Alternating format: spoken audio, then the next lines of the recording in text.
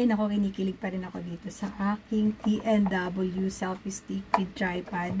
At kinuha ko yung may light edition. Diba? Ito yung kanyang light. Natuwa ko. Yan, light. Tapos ang daming pagpasetting ng light, mga mi. Ako, toto naman ako. Yan. O, diba? Kita niyo yan. Bongga. Tapos, ang maganda pa sa selfie stick na to is mataas siya, di ba? Matangkad pa siya sa akin, 160 cm siya, made of alloy material which is super tibay and reliable na kahit siguro apo ko na ay magbablog na. Diyos. Tapos, naiikot mo yung handle niya na 360 degrees. Ay, bongga. And may pa-remote pa siya. Pakita ko siya sa inyo kung gaano siya. Tuwa ako sa ilaw ni Mayor.